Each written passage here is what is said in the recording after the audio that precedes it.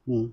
जल जंगल जमीन जिसे माओवादी संगठन अपनी मूल लड़ाई का एक अंश मानता है, इसकी परिभाषा क्या है?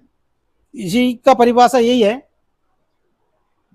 वनवासी बोलते हैं। हाँ। मैंने वन का साथ साथ वृक्ष के साथ, इन लोग शहरी व्यक्ति नहीं है, शहर में जन्म हुआ नहीं, तो प्रकृति के साथ पैदा हुआ, प्रकृति के जीवन व्यापन में आज भी फल फूल तेंदु पत्ता जो भी है प्रकृति का आधार पर ज्यादा जीते हैं, कि प्रकृति का मालिक वही है, प्रकृति का पुजारी वही लोग है, तो उनको अधिकार होना चाहिए।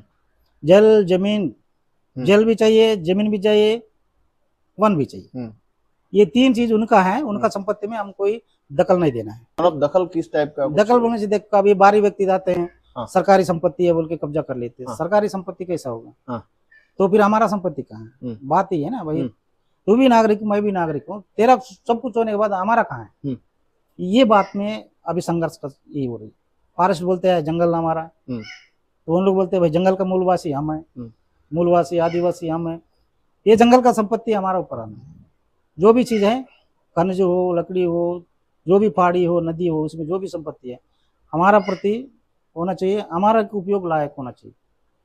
तेरा 2% होना, 3% हमको मिलना चाहिए। अच्छा, ये है उनका। में जो सड़क पहुंचना है, बिजली पहुंचना है, बुनियादी सुविधाएं गांव-गांव में पहुंचनी है, इसके लिए सरकार को कहीं ना कहीं से संसाधनों का दोहन कर उससे टैक्स की वसूली करनी होती है। तो कल जब माओवाद संगठन खत्म हो जाएगा, नक्सलवाद संगठन खत्म हो जाएगा यहाँ से, तो उसके बाद कहीं ना कहीं संसाधनों का दोहन होगा। क्या कैसे रास्ता निकल सकता है कि जल जंगल जमीन को भी संरक्षित रखा जाए और जो आपने कहा कि टैक्स का एक हिस्सा जो है वो स्थानीय आदिवासी के पास भी हो, एक आपसी सहमति कैसे बनेगी? इसी में एक चीज सोचना है, कम्युनिस्ट पार्टी विचारधारा बोल रहा हूँ। कम्युनिस्ट पार्टी विकास को क्या नाम दिया?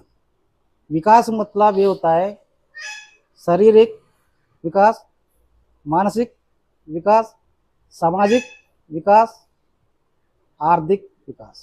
इसको विकास, विकास का नाम दे। शारीरिक विकास होना चाहिए, मानसिक विकास होना